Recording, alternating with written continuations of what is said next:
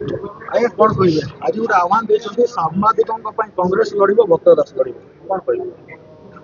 ସାମ୍ବାଦିକ ମାନେ ତାଙ୍କର ଛୋଟିଆ ଛୋଟିଆ ସମସ୍ୟା ନେଇକରି ଆଜି ପର୍ଯ୍ୟନ୍ତ ସରକାର ସାଙ୍ଗରେ ତାଙ୍କର ଦାବି ରଖି ଆସିଛନ୍ତି। ବିଗତ ନିର୍ବାଚନ ସମୟରେ ଏ ସରକାର ମଧ୍ୟ ପ୍ରତିଶ୍ରୁତି ଦେଇଥିଲା, କିନ୍ତୁ ଆଜି ସରକାରରେ ଆସିକି ବର୍ଷେ ହେବାକୁ ଯାଉଛି ସାମ୍ବାଦିକ ମାନଙ୍କର ଦାବି ପୂରଣ ହେଇନାହିଁ। ତେଣୁ ସାମ୍ବାଦିକ ମାନେ ଆନ୍ଦୋଳନ ଅଭିମୁଖୀ ହେଲେ କଂଗ୍ରେସ ପାର୍ଟି ସାମ୍ବାଦିକ ମାନଙ୍କୁ ସାଥ ଦେବ, ତାଙ୍କର ଆନ୍ଦୋଳନ ମଧ୍ୟ ଲଢିବ। ସରକାର ବାଧ୍ୟ ହେଇକରି ସାମ୍ବାଦିକ ମାନଙ୍କର ସମସ୍ୟା ସମାଧାନ କରିବେ। କଂଗ୍ରେସ ଲାଠି ଖାଇବ ଏ କଥା ମଧ୍ୟ କହିଛନ୍ତି। କହିଛି ଏବେ ତ ଲାଠି ଖାଇଛୁ, ଲାଠି ଖାଇବାର ତ ଅଭ୍ୟାସ ଅଛି ପିଲାବେଳୁ। ଲାଠି ଖାଇବାର କଣ ବଡ କଥା, ସାମ୍ବାଦିକଙ୍କ ସାଧାରଣ କଥା। ସମର୍ଥନରେ ବି କଂଗ୍ରେସ ଲାଠି ଖାଇବ ନିଶ୍ଚିତ ଭାବରେ ବର୍ତ୍ତମାନ କଥା ହଉଛି ରାଜନୀତିର ମାନ ଏତେ କମିଗଲାଣି। ମୁଖ୍ୟ ବିରୋଧୀ ଦଳ ହେବାର କଥା ବିଜେଡି ପାର୍ଟି, ସେମାନେ ବିଜେପିର ତୋଷାମତ କରୁଛନ୍ତି। ବିଜେଡି ପାର୍ଟି ଯେମିତି ଚଲେଇଥିଲା ସାମ୍ବାଦିକ ମାନଙ୍କର ଯୋଉ ଅଧିକାର କୁ ଯେମିତି ଆସେମ୍ବଲି ଭିତରେ ଯେତେ ଥିଲା, ଆଜି ସେଇଟା ସବୁ ରେଷ୍ଟ୍ରିକ୍ସନ କରିଦେଇଛନ୍ତି। ବିଜେଡି ବି କରିଥିଲା, ଏମାନେ ତାକୁ ଫଲୋ କରିକି ବିଜେପି ବି ସେଇଟା କରୁଛି। କିନ୍ତୁ କଂଗ୍ରେସ ସମୟରେ ସାମ୍ବାଦିକ ମାନଙ୍କର ପୂର୍ଣ୍ଣ ସ୍ୱାଧୀନତା ଥିଲା ବିଧାନସଭା ଭିତରେ। ସେ ଜିନିଷ କଂଗ୍ରେସ ସଦାବେଳେ କରିଆସିଛି, କରିବ ମଧ୍ୟ। କିନ୍ତୁ ଆଜି ଦୁର୍ଭାଗ୍ୟ କଥା ଏଇଟା, ବିଜୁ ପଟ୍ଟନାୟକଙ୍କର ପୁତ୍ର ବିଜେଡି ପାର୍ଟିର ମୁଖ୍ୟ ନବୀନ ବାବୁ ୱାକଫ ବିଲ୍ ଉପରେ ପ୍ରଥମେ ନିଷ୍ପତ୍ତି କଲେ, ତାକୁ ବିରୋଧ କରିବେ, ବିରୋଧୀ ଦଳର କଥା କହିଲେ, ବିଜୁ ବାବୁଙ୍କର ସ୍ୱର କହିଲେ, ବିଜେଡିର ପ୍ରଥମେ ଯୋଉ ସ୍ୱର ଥିଲା ସେ କଥା କହିଲେ, କିନ୍ତୁ ଯେତେବେଳେ ଭୋଟ ହେଲା ସେ ସମୟରେ ପରିବର୍ତ୍ତନ କରିଦେଲେ। ଆଜି ତାଙ୍କରି ଲୋକମାନେ କହୁଛନ୍ତି ଯେ ନବୀନ ବାବୁ ଇନଷ୍ଟ୍ରକ୍ସନ ଦେଇଥିଲେ।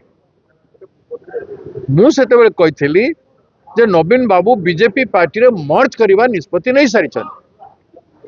ବିଜେପି ନବୀନ ବାବୁ ଏବଂ ତାଙ୍କର ମାନସ ପୁତ୍ର ବିଜେପି ରେ ମର୍ଜ କରିଯିବାର ନିଷ୍ପତ୍ତି ନେଇଛନ୍ତି। ଗୋଟେ ଆଇଡିଓଲୋଜିକାଲ ସିଫ୍ଟ ର ଘୋଷଣା ସେଇଟା, ତାକୁ ସେଇ ହିସାବରେ ମୁଁ ଧରିଥିଲି। ତାପରେ ବିଜେଡି ପାର୍ଟି ଭିତରେ ଅନ୍ତର୍ଦ୍ୱନ୍ଦ୍ୱ ଫାଇଟ ଚାଲିଛି।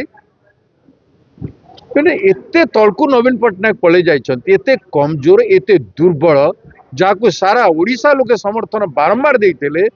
ବିଜୁ ପଟ୍ଟନାୟକର ପୁଅ ବୋଲି ନବୀନ ପଟ୍ଟନାୟକ ପୂଜା କରି ଆସିଥିଲେ। ନବୀନ ପଟ୍ଟନାୟକ ଆଜି ଏତେ ଡରୁଆ, এই যে বিজেপি পাখে তাঁর কেন্দ্র সরকার পাখে সবুকিছি সমর্পণ করে দিয়েছেন। এবং একথা भी নবীন পট্টনায়ক ওপেনলি কহিলেন যে পাণ্ডিয়ান গোটে ব্ୟୁରୋକ୍ରେଟ, ସେ ଦଳକୁ ବିଜେଡି କୁ ଦଳକୁ ନିର୍ମାଣ କରିବାରେ ବହୁତ ସହଯୋଗ କରିଛନ୍ତି, একথা କହିଲେ। ଆଉ କାଲି ତାଙ୍କର ଲୋକ କହିଛନ୍ତି ଯେ କଟକରେ ଥିଲେ କଣ ନା ତାଙ୍କର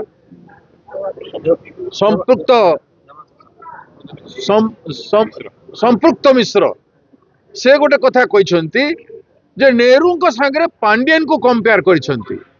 नवीन बाबूଙ୍କର डायरेक्शन रे संपुक्त मिश्र जे गोटे कंपनी रे चाकरी करूला, से कंपनी रो चाकरी करी ताकू आनी करी एमएलए एमपी टिकट कटक भलिया संसद रे निर्वाचन रे लड़ेले, तांको मुहटू पांडियन रो प्रशंसा करूछंती जे दल रे नाही, जे दल रे नाही।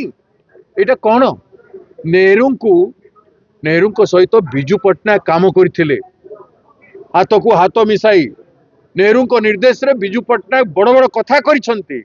आज तांकरी पुଅ नवीन पट्टनायक बिजू बाबू को अपमान करिछि, नेहरू को अपमान करबा द्वारा ए कथा से बुझिबा कथा। तेणु राज्यवासी सामना रे तांकर एमपी जो कथा, एमपी कैंडिडेट जो कथा कहिसंती, ताकू नै कि नवीन पट्टनायक क्षमा मागंतु। जदि क्षमा न मागिबे नाही, नवीन निवास घेराव हबो। नवीन पट्टनायक सेमती एस्केप करि पारिबे नाही। कथा कथा रे कहि दियंती मु दोषी न अन्य माने मोर दोषी। एबे तो खोला खोली भाबे से बीजेपी कथा कहउछंती। नेहरू को असम्मान करिबार कोनस अधिकार नवीन पट्टनायक किंबा तांकर दलर लोकंकर नाही। जे गोटे बाहर ब्यूरोक्रेट को नवीन पट्टनायक निजर पुआ भलिका अधिकार देवा पाई एते कथा करूछंती, से नवीन पट्टनायक रो ओडिशा माटी रो मुंड टेकिबार बिल्कुल शक्ति नाही। तेणु नवीन बाबू तुरंत जवाब दियो।